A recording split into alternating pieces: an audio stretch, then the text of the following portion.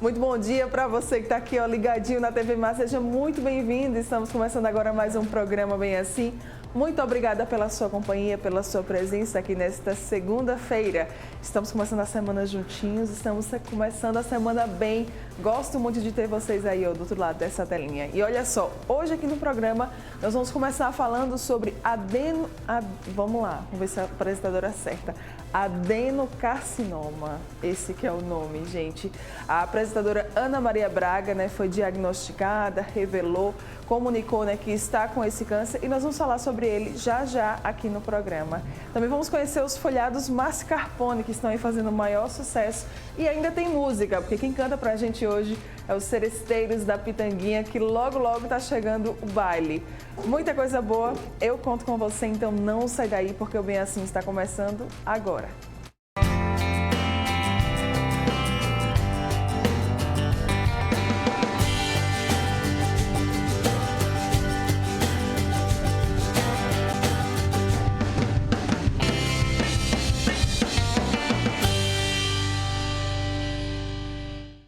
Muito bom dia mais uma vez para você que está aqui ligadinho na TV Mar, você que nos acompanha pelo canal 25 da NET, pelo portal gazetaweb.com, pelo nosso aplicativo da TV Mar ou quem sabe ainda pela nossa fanpage lá no Facebook, que também transmite a nossa programação ao vivaço. Obrigada pela companhia de cada um de vocês. Aproveitando para lembrar das nossas redes sociais, não esquece, estamos lá no Instagram, no YouTube, no Facebook e também no Twitter, como TV Mar Canal 25. É fácil para você nos achar nessas plataformas. Tem ainda o nosso WhatsApp, que é por onde você consegue conversar diretamente com a nossa equipe de produção, tá? Estamos te esperando. E olha só, pessoal, no último dia 27 de janeiro, agora no final do mês, a apresentadora da Rede Globo, Ana Maria Braga, comunicou aos telespectadores que no ano passado ela tratou pequenos cânceres com radiocirurgia e que agora, no início do ano, foi diagnosticada com um câncer agressivo no pulmão. Ana disse estar com adenocarcinoma. Para esclarecer mais sobre esse assunto, eu recebo agora aqui no estúdio a oncologista clínica Flávia Mota. Flávia, muito bom dia. Bom dia. Bem-vinda mais uma vez aqui ao Bem Assim. Prazer, novamente. Nunca mais Flávia tinha vindo, né? Flávia voltou. Sempre bom voltar. Que bom, que coisa boa. Prazer. Prazer. É esse mesmo nome, adenocarcinoma, o que é isso? Vamos explicar para o pessoal de casa. Porque todo mundo, bom dia a todos, em primeiro lugar.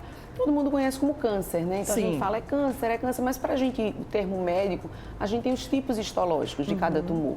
Então, no câncer de pulmão, a gente tem um adenocarcinoma, a gente tem um carcinoma epidermoide, a gente tem um carcinoma de pequenas células, a gente tem um carcinoma de grandes células. Então, é o tipo histológico, né? E é isso, às vezes, lógico, que vai trazer algumas características de cada tipo de tumor, tá? Certo. Então, uma característica que é comum no adenocarcinoma, então assim, apesar de 90% de todos os cânceres de pulmão eles estarem relacionados ao tabagismo, ao cigarro, se a gente considerar aquelas pessoas que não são fumantes e que desenvolveram um câncer de pulmão, o adenocarcinoma é a histologia mais frequente quando a gente analisa essa característica dessa população. Teve um câncer de pulmão, mas nunca fumou.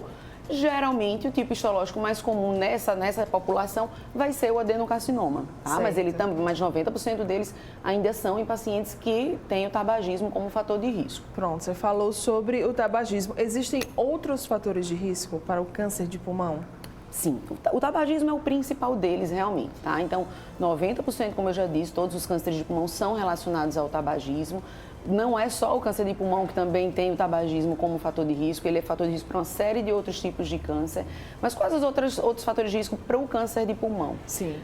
Fatores, normalmente, exposições ocupacionais, por exemplo, ao asbesto, né, que tem muito nas telhas de amianto. Então, aqueles mineradores, trabalhadores de construção naval, isolante térmico, eles trabalham muito com cádmio, radônio, né? Essas outras substâncias, esses produtos químicos, eles também estão relacionados ao aumento do risco de câncer de pulmão. Tabagismo passivo, que muita gente também pensa que não, mas sim, né? Então, esses seriam os principais, além de outros fatores também, né? De certa forma, alimentação, né? Risco genético, também podem estar relacionados. Então, quem não fuma também pode ter câncer de pulmão? Também. Também é importante a gente falar sobre isso, né? O grande vilão nessa história é o cigarro mesmo. Quais são os principais sintomas, Flávia? Os sintomas, assim como muitos das outras neoplasias, infelizmente, às vezes eles só vêm numa fase muito avançada.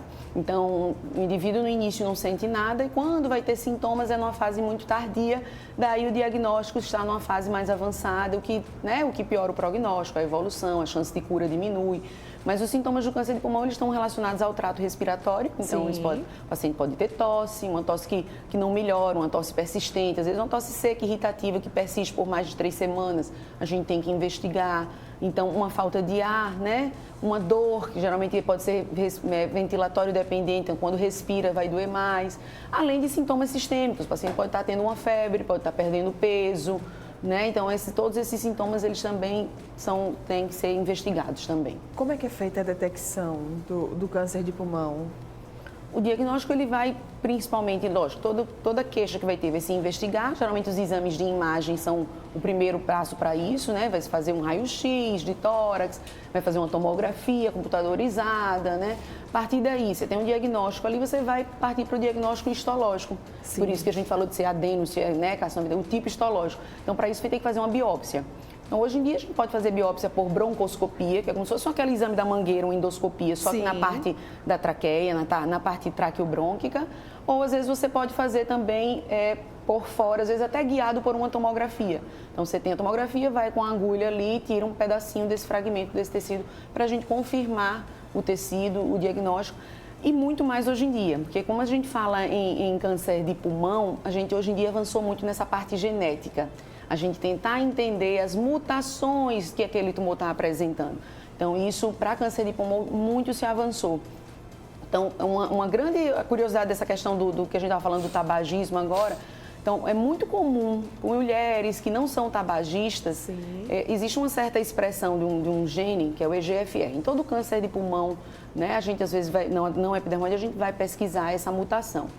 E que a gente tem droga-alvo hoje em dia. Então, você, em vez de fazer quimioterapia, você vai usar um comprimido, que é em casa, que não cai cabelo, que é bem mais tolerável, menos efeito colateral.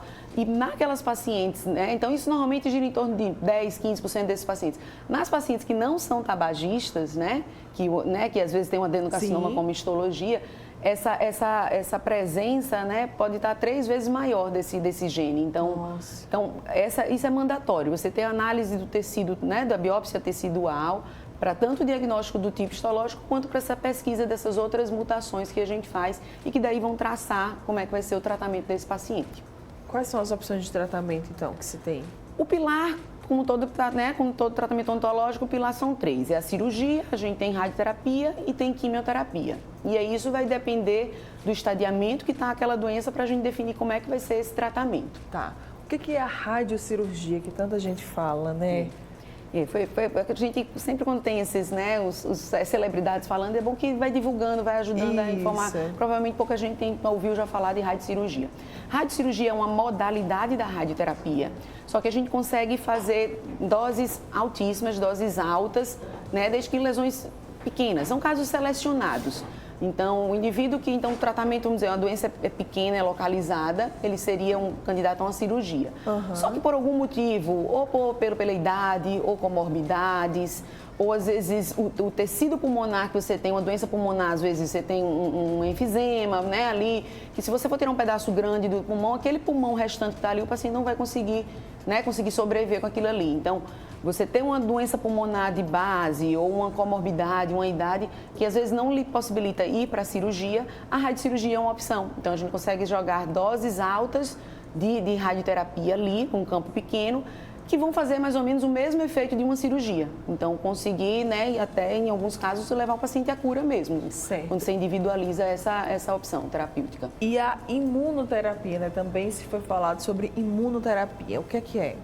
A imunoterapia vem se avançando não só para câncer de pulmão, mas outros tipos também. Foge daquele conceito, né? A quimioterapia de antigamente a gente ia matar a célula. E aí, por isso que os efeitos colaterais vinham, que a gente matava não só a célula do tumor, a gente matava outras células saudáveis. Então, o paciente ele tinha queda de cabelo, diarreia, muita mucosite, as aftas na boca. Eles sentiam bem mais, Sentiam muito mais os efeitos do tratamento. A imunoterapia, ela não está diretamente matando a célula do tumor, ela está como se fosse reativando o nosso sistema imune para o nosso sistema imune combater a doença, tá? Então, pra a ajudar, célula do né? tumor, ela consegue ter mecanismo que deixa o nosso sistema imune desligado, vamos fazer assim, e essa imunoterapia, ela vai, né, voltar o nosso sistema imune em atividade. Você falou sobre a queda de cabelo, existem outros efeitos colaterais que esses tratamentos eles podem causar nas pessoas? A imunoterapia, ela vem com esse perfil bem melhor de toxicidade, então, então ela é geralmente bem mais tolerável, né? Então, pacientes idosos que às vezes não tinham condições de fazer quimioterapia convencional, são pacientes elegíveis à imune, então é bem diferente o perfil de toxicidade. Sim. O principal efeito colateral normalmente que tem são a questão das doenças autoimunes, né? Imunomediadas, que isso às vezes pode acontecer. Então, doenças tanto tiroidites, autoimunes, pneumonites e outras doenças autoimunes também, mas hepatites autoimunes, mas geralmente é um tratamento bem tolerável. E Flávia, quando a gente fala de câncer, tem como se cuidar, tem como prevenir? Tem sim, esse é o principal. Isso, A principal mensagem bom. sempre é prevenção, né? Então, já que a gente está falando de câncer de pulmão, no caso da Ana Maria Braga, eu acho que a prevenção principal para o câncer de pulmão é o não fumar, né? Então, é fumar pouco, não tragar, é porque eu não trago, é o não fumar. Então, isso já, né, esse é o principal fator de risco. O cigarro, ele aumenta a chance de morrer, né, de uma pessoa morrer por causa do cigarro. Sim. A chance de desenvolver um câncer de pulmão é 20 vezes maior do que a população normal. Então, 6 em cada 10 fumantes, eles vão morrer por causa do cigarro, né? Então, a principal prevenção para o cigarro, em relacionado ao câncer de pulmão, é o não fumar.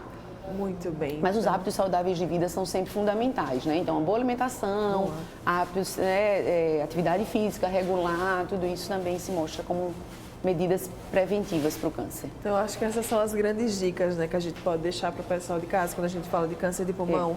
Existe também, só para a gente terminar esse raciocínio, hoje em dia a gente tem algumas pessoas, aqueles pacientes que têm uma determinada idade, uma determinada carga tabágica, que fumaram determinada quantidade por tanto tempo específico, Sim. eles têm indicação de fazer, às vezes, tomografias de tórax para rastreamento. Como a gente sabe que são pacientes que têm mais alto risco de vir a desenvolver um câncer de pulmão, esses exames, eles têm, essas pessoas, elas têm indicação de fazer exames de formas periódicas para tentar descobrir a doença de uma forma mais precoce, mas não é a população como um todo, em geral.